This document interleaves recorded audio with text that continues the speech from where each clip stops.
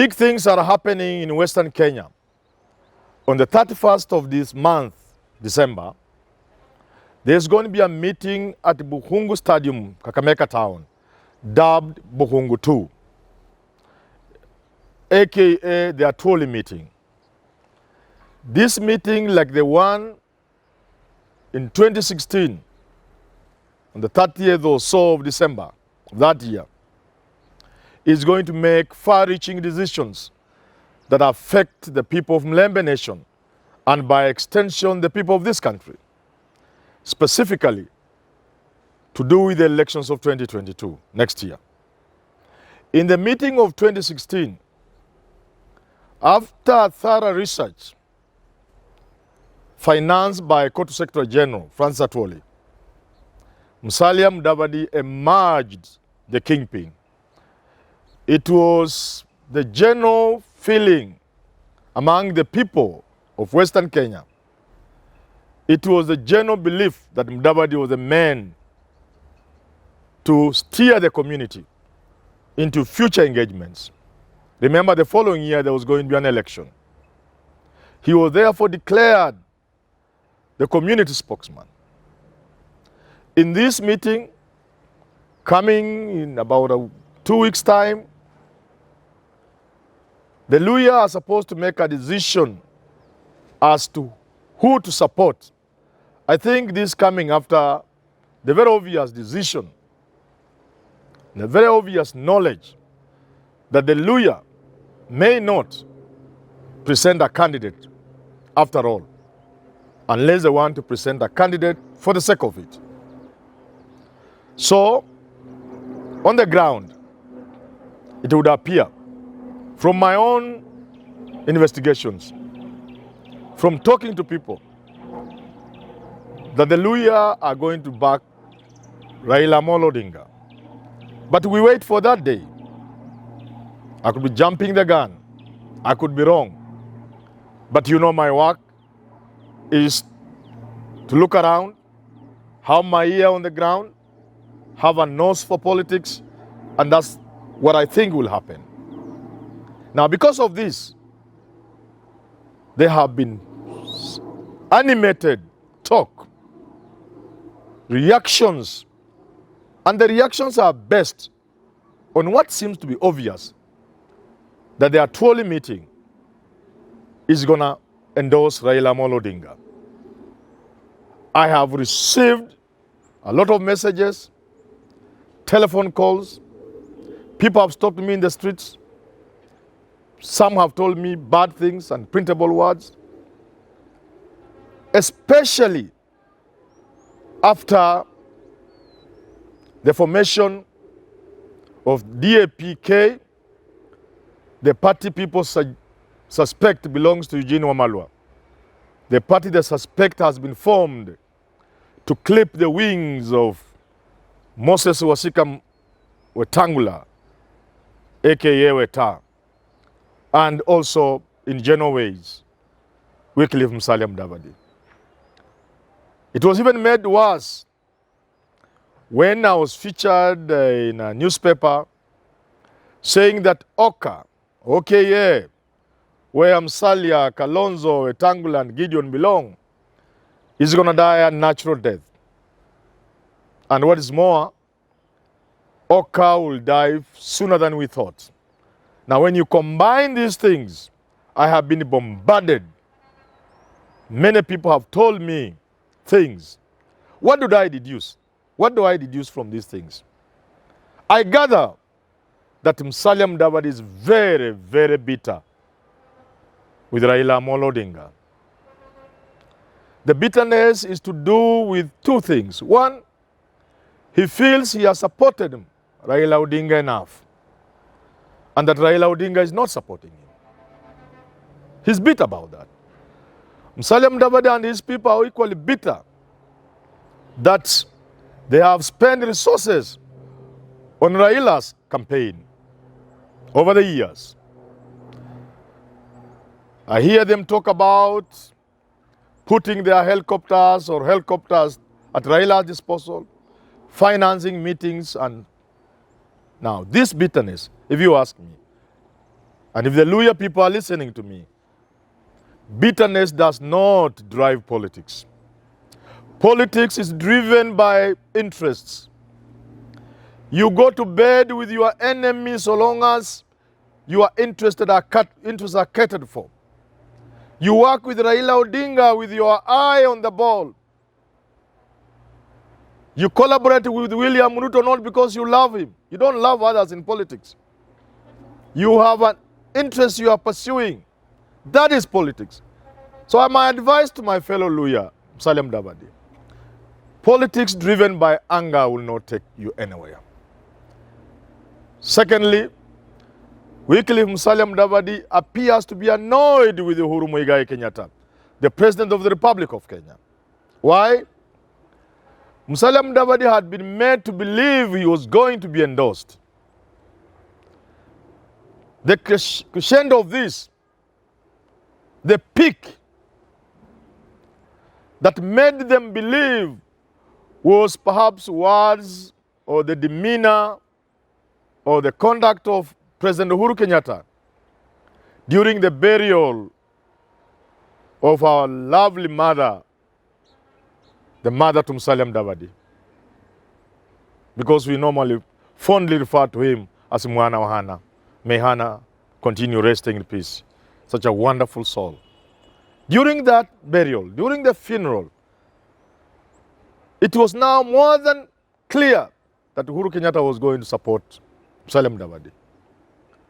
Equally, during the 2 or so by-elections that took place at the same time in Kabuchai, Bungoma, and Matungu in Kakamega County, the support these two gentlemen got, Wetangula and Mudavadi respectively, led them into believing that the president was supporting them.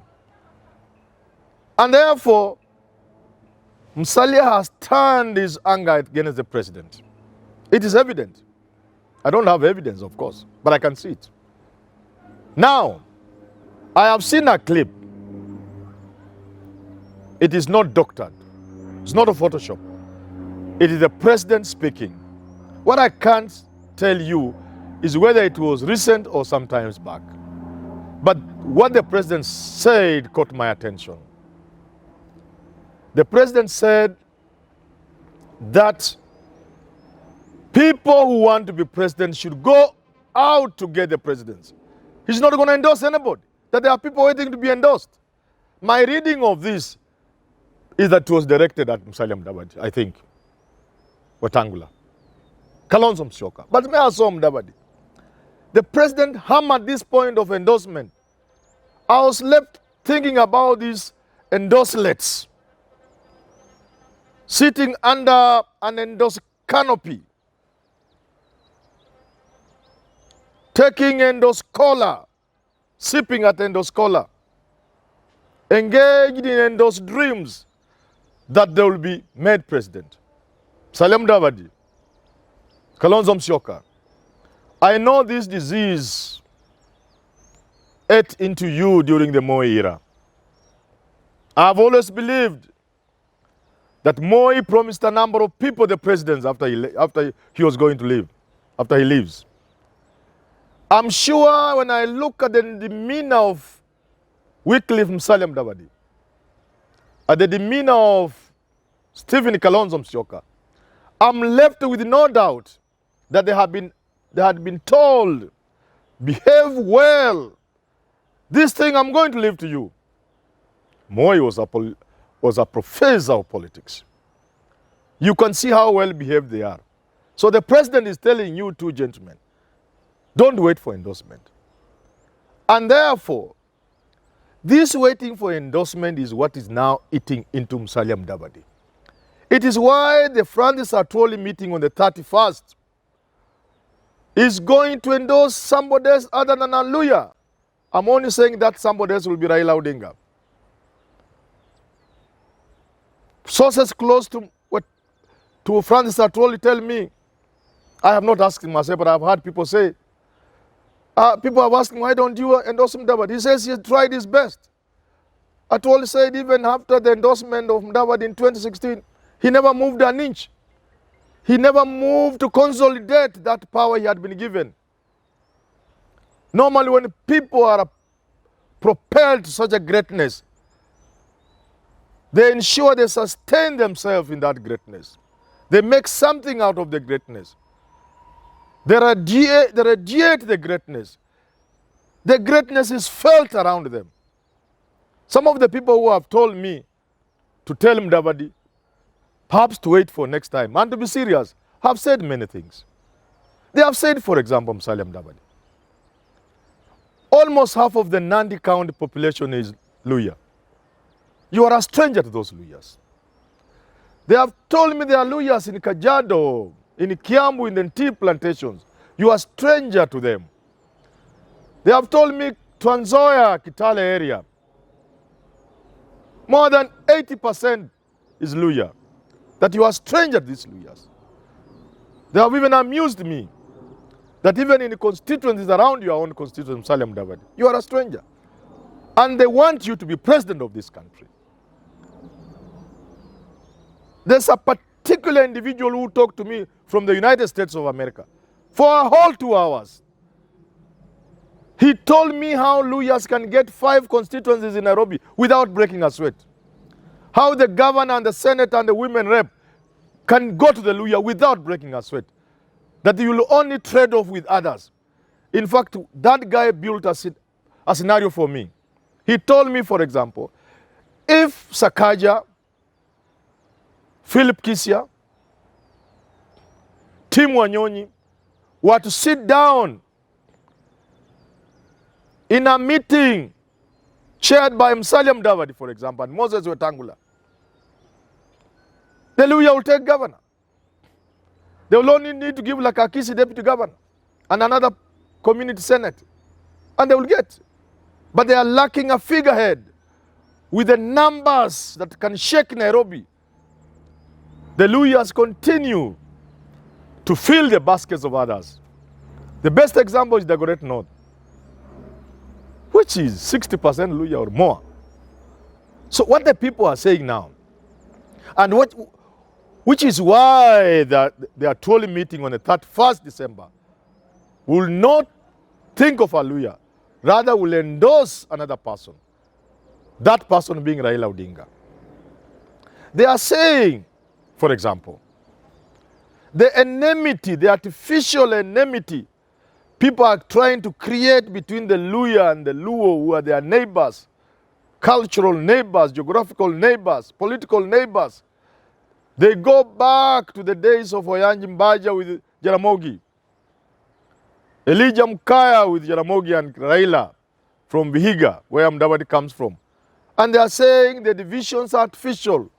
Those who are saying Raila kind of tried to pull the rug from under Wamalwa are not saying the whole truth. They are forgetting that when Raila was campaigning for the rainbow for Kibaki, who was bedridden, the captain being Raila Odinga, they are not telling you Raila was campaigning for a presidency that constituted Kibaki and Wamalwa. There was that MOU already signed but not public, where Raila would only be considered after the election, but that Wamalwa will be the vice president, which he became. That the differences that are being cooked to create that wedge between the Luhya and the Luo is non-existent. Another guy wrote me a text and told me, you can see the way Kisumu is growing, courtesy of the cooperation, first between Kibaki and Raila, much earlier on Raila and Moi for the short stint, and now this handshake cooperation. So this guy tells me in the text, you can imagine how Kisumu will be a big city in the 5 or so years Raila will be president. Then he poses one question. Between the Luhya of Vihiga and the Luo of Nyanza, who will gain from the growth of Kisumu? You don't need to be anything to know that is a Luhya from Vihiga and the Busia around Busia. Why? The town of Kisumu will not grow into the lake Africans have not reached that level where we can build cities under the ocean, under the lake. The city will not grow into those flood-prone areas around Kisumu. No, it will not. Neither will it grow to the hilly sides with hostile cultural neighborhoods. The city of Kisumu, as indeed planned in the 60s, is moving right up to Mudavadi's doorstep. In the initial plans, Kenya Bus went to Mombasa, it was going to Kisumu, and the route was going up to Chavakali, Musalia Mudavadi. It is the people of Vihiga who will sell vegetables and fruits to the city of Kisumu, and they are already doing it. It is the people of Vihiga who will house the many people who will stay in the city of Kisumu. So they are telling me this artificial separation and rifts do not serve the interests of the Luhya. Finally, my own observation. As Francis Atwoli meets the Luhyas to make the major decision in Bukhungu, my advice to Musalia Mudavadi is look at the Kenyan politics. Look at your interest and the interest of the Luhyas. You are not dying tomorrow. Look at the future. You have gotten opportunities you have squandered, you Luhya people. In fact, if you wanted to deal with Raila, there was a time Ababu Namwamba and this guy from Busia who wanted to be governor, I've forgotten, sorry his name, Otuoma, and many others said they had left ODM. If Mudavadi and Wetangula had seized that, if they had grabbed that opportunity, I don't think there will be any ODM in Western Kenya. I'm only giving you a tip because I'm a Luhya. When there was talk of Ford Kenya and ANC merging, if the two of you had dismantled your small parties that people are saying are kiosks, where you threaten to run so that you may be given something for, I don't agree that is true. I don't see things that way. But people say they are kiosks, you threaten to run, then someone say, come here, sit down. You can have a cup of tea with Mandazi. I don't see it that way. My respect for Mudavadi cannot allow me to imagine Mudavadi can stretch his hand to receive money in exchange of such a stupid things. I don't think so. But that's what people are saying. Politics is about what people say, is about perceptions. They are not always right. So if you had broken ANC, if you had broken Ford Kenya, the message you would have sent across, today Raila will be having a hard time in Western Kenya. But you have shown that indeed you are weak, and that is why DAPK will wipe out Ford Kenya from Bungoma. That's why Ford Kenya will be lucky to get a seat or two in Trans Nzoia and Bungoma. That is why, very unfortunate I must say, ODM will continue producing a governor for Vihiga where Mudavadi comes from. And where Mudavadi will be lucky to get 2 out of the 5 local constituencies in Vihiga. That is a sad situation. So, as Francis Atwoli moves to Bukhungu with Oparanya and the rest, do not cry. Do not shed tears, the Luhya nation. Instead, use that as a bridge to cross into the future.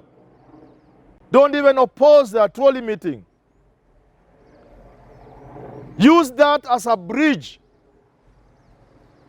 If you shed tears, if you are angry, the tears and the anger should be the bridge you use to cross into the future.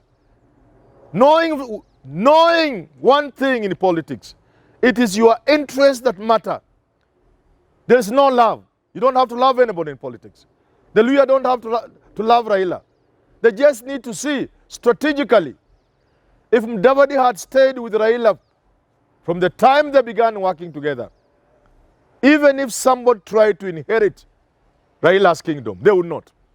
In the manner in which 001 Ali Hassan Joho, all the way from Mombasa, inherits Raila automatically.